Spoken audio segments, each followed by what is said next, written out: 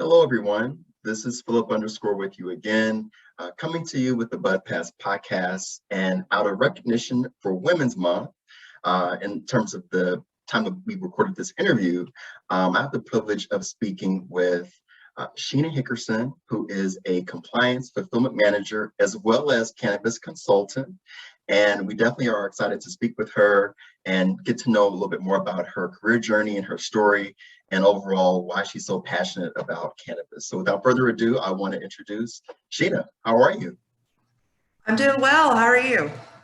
Great. We're excited to talk to you today. Thank you again for the time. And and really just to kind of start us off, can you tell us a little bit about you and kind of what you do with your current roles?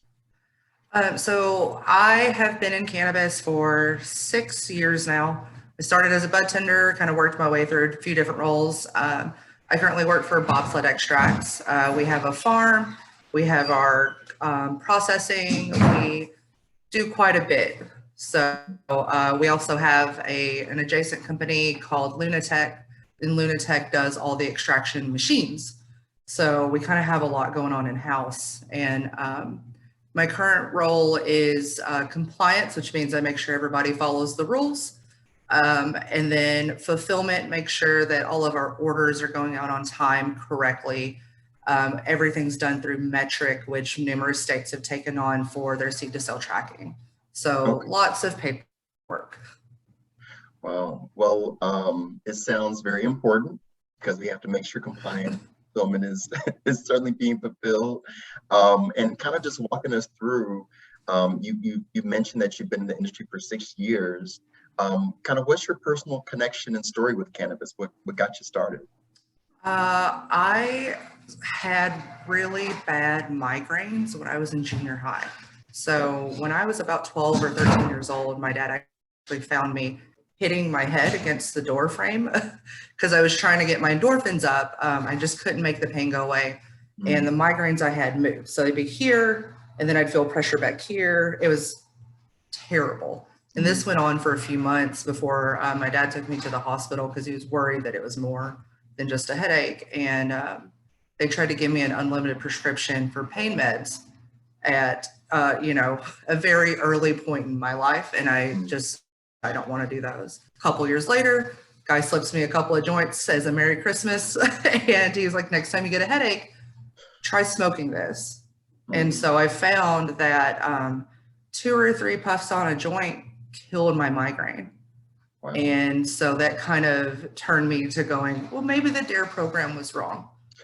Right. Sorry, I did make the pledge, but you might be wrong on this one.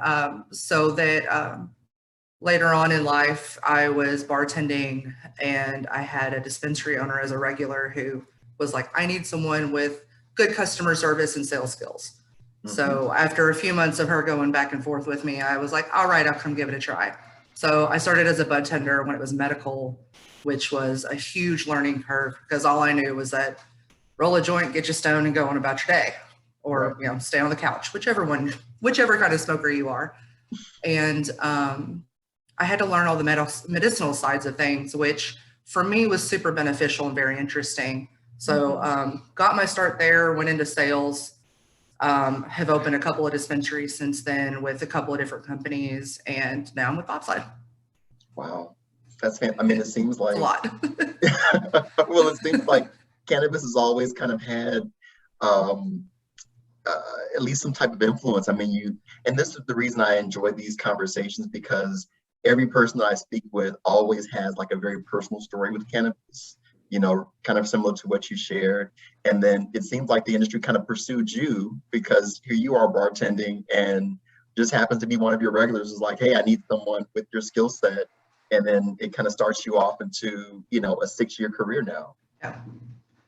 Yeah. And I've been in it long enough to watch the changeover from Oregon going fully medical to, they did a slow roll into recreational. For the first 6 months, we could only buy a quarter of flower. That's it as a recreational consumer. And then I got into the sales side right before it went fully recreational and watched how intense that was. because all of a sudden we had to use this tracking system. All of a sudden everything had to be retested. And we only had one lab in the entire state for the first month of testing. It was fully compliance testing approved. So And it's been. this is I'm sorry, this is within Oregon, correct? Yes, correct. Okay. Yeah, Oregon's program has been very intense to watch from the inside. And, you know, with every program, there's constant rule changes, which is why I ended up in compliance, is I've watched all those and I've had to shift every time there's a rule change. And Right. even now they're still working on more rule changes. So just you learn and you start to adapt the programs. And I think we've made some solid changes in the right direction. And I think when federal legalization happens, we're going to see the most stringent rules from each state get brought into a federal program. So Okay. that's my anticipation. Well, we're all like crossing fingers, you know, but at least with Oregon being such, or at least one of the earlier states to really, you know, expand legalization, do you feel like that kind of gave you an edge a little bit just because now you have a bit of a history dealing with the changes and the regulations and things? It does, because you know, the rule changes are so drastic sometimes. And sometimes it's not just one or two small things. Sometimes it's, here's 30 different things that start on the 3rd of the month, and you've got to get this all done pretty quick. That happened actually right before I started the position I'm in now. So I had shifted from a sales manager position to coming into a compliance and fulfillment role, which is pretty different on the rules to pay attention to. So sales side, set of rules. Now I'm doing compliance, it's all the rules. So having people in your company and in an organization that are able to look at the big picture and adapt quickly, I think that's pretty beneficial. And that's where I've been able to be successful. Is I spent years in bars, and everything is go in the moment, snap judgments on your feet. You know, you don't get 10 minutes to think about it, you get 10 seconds. Right. So And you know, it's great because you mentioned how you have such a great level of customer service from your bartending, and then moving to being a bud tender, then going into management. Can you talk a little bit about how each of those different experiences have ultimately prepared you for not only your current role, but also owning your own company as well? Yeah. So I consulted for bars and restaurants before I moved to Portland. And then I realized Portland is not the city I want to continue consulting in, because there's a lot of people doing it already. And the restaurant scene out here was just a little overwhelming coming from, I had moved here from St. Louis, and the restaurant scene out here is much more intense and fickle. If you haven't lived in New York, Chicago, or LA, Portland doesn't think you're a bartender. Learned that the hard way. But I learned a lot about how to like guide teams, a lot how to deal with very intense regulations. I also previously had run a strip club or two, and having to manage teams that big with a lot of big personalities, that's a big thing that I learned that has been super beneficial, because you get into these cannabis companies with, everyone's got big ideas. Right. And someone's got to be the one going, okay, realistically, this is how we do this. So I try to come in with any company and make a dream and a realistic idea. So learning that from the bars and restaurants has been really important to my success with working in cannabis, because there's so many people that are like, I want to bring the moon here. And I'm like, if you do that, these are the 10 things that have to happen beforehand, and this is how much that's going to cost you. Right. So maybe we just bring a chunk of the moon. So well, that's been a big one. You know, you're just keeping ideals realistic, you know, in so many ways. Yes. And generally I try to keep them fiscally responsible. Okay. That's a big part, especially, you know, cannabis companies. There aren't cannabis companies that have a 20-year legacy behind them yet, not legally anyways. And so they have to realize, like, they need to make their dollars work for them. You have a small company that started out by people with using their savings and maybe their family's invested, you want to maximize every one of those dollars. So bringing that realism into it, it's something I learned from bars and restaurants. Not everybody's starting out with $500,000 to get their company up and running. So that's been a very important part of it. For me, going into companies is, watching how they're spending their dollars that they have, whether it's to grow via marketing, whether it's to expand or whatever. The focus is for their future. One of those steps that I take is to say, okay, this is what you can do that will maximize your dollar here, and still be compliant and still have your name out there, or whatever it is that we're looking for. I've dabbled in the marketing side of it as much as I've dabbled in the sales and every other part of everything. The only thing I haven't done is grow and actually do the extraction myself. Okay. I leave that to the professionals. Okay. Well, it's great because I've been able to talk to others who have made career shifts and been able to take that experience that they've gained from the other positions and really apply that to maximize their careers within cannabis as well. And it seems like it's no different for you. Yeah, working with restaurants, and every restaurant I worked in was in startup mode, and then coming into cannabis where everyone's in startup mode, you learn to wear a lot of hats. So where I come into a company, like I went into one company as their sales rep, that was their first sales rep for the entire state. I also helped with packaging, so I was back there filling the carts myself. I was putting stickers on things. I was making sure the boxes were all folded up and ready to go. I was making sure I could do as much as I could to work with my team so that we could just be maximally successful. So I kind of have done my first sales job. They also were in Washington. So I helped them do stuff in Washington. I helped in Oregon. I did launches and I did whatever it is that needed to be done. And I think that's a big thing that people need to look at whenever they're getting into the cannabis industry. Very likely that you're going to be doing more than just one role, unless you're going to like the Oregon market where it's super established. Yeah. I mean, that actually leads to my next question, because you added that knowledge nugget there just about being prepared to wear multiple hats. What other advice would you be able to share for those that are looking to get into the industry and or make a career shift? Networking, that's a big one. Networking, it never hurts. Keeping your reputation positive in an industry that's growing is a big one for people.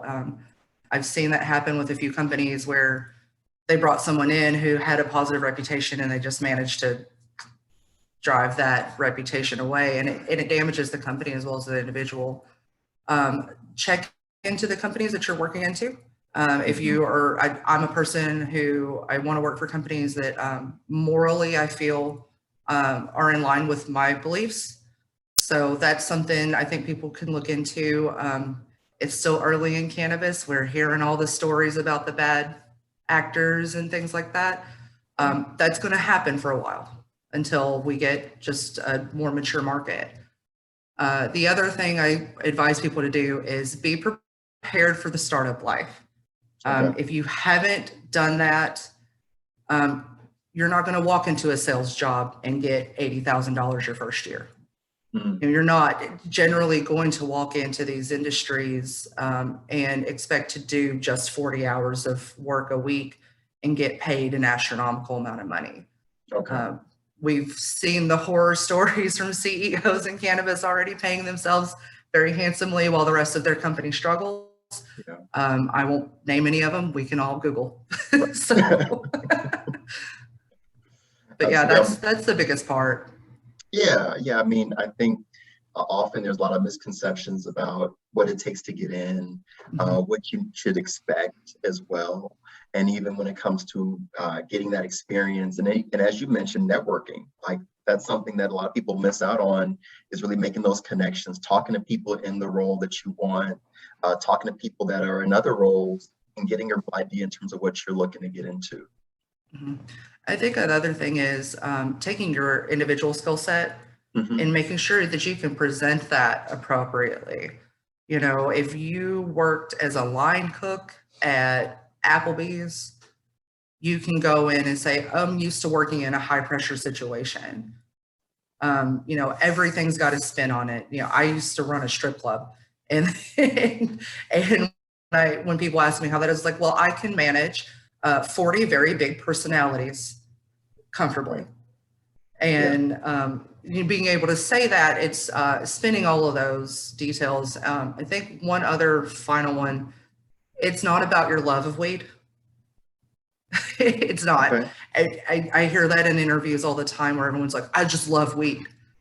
Okay, that's great. But I mean, I do too. I also love gin, but you don't hear me going and asking Hendrix to give me a job because I love gin. You know, what is that you love about it that's going to be useful to a company? That's what we want to hear when we're doing these interviews. Not that you want to just be able to get a bunch of samples and go home and try everything. We want to hear that that you're here for the long haul. And I think that's something that will help people when they start the interview process, is not to just be like, well, I love smoking weed. Right. And just leave it at that. That's not a good enough reason to work in cannabis. I love driving Porsches, but they ain't letting me sell them right now. So, so as you mentioned, just framing that, and really, as you mentioned, knowing your skill set and being able to sell it is going to be really, really crucial. Looking for advice from people, you know, when you're doing your networking, when you're on LinkedIn, stuff like that, look for those people that are the hiring managers to be your connections. Yeah. Like using LinkedIn, using social media as a way to connect with people. Absolutely. Hence how you and I connected. Yes. Right.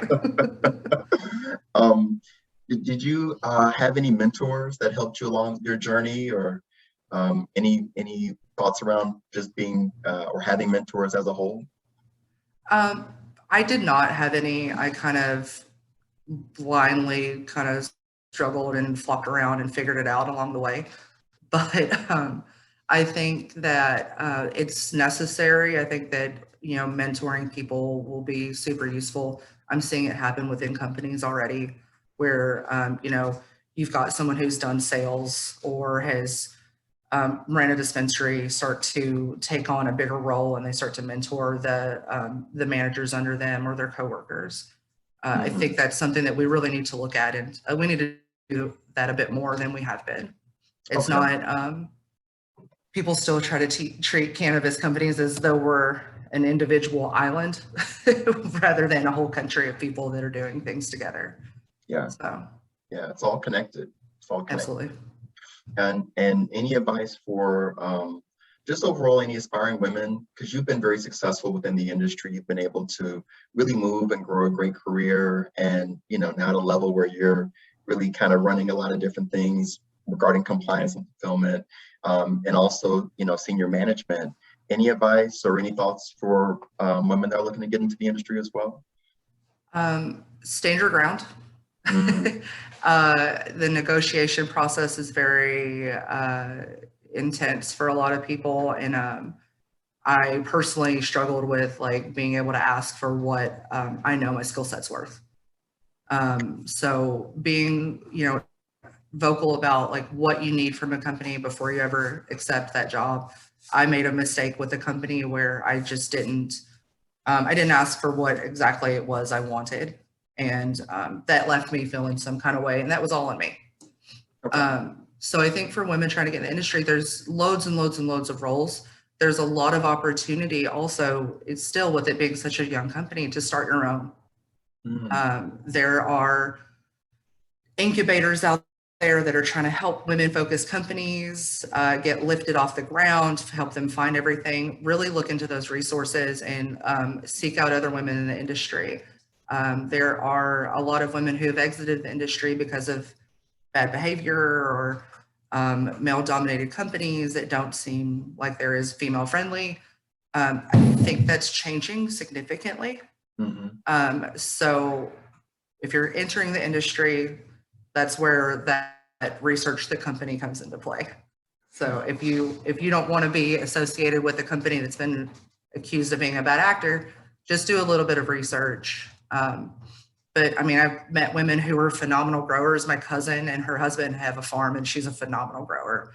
I've met women extractors. I met a doctor, Dr. Amber Wise, who is a chemist and she's working in the cannabis industry. She has her doctorate in chemistry, and talking to her for 15 minutes is a whole different level of education than I was prepared for.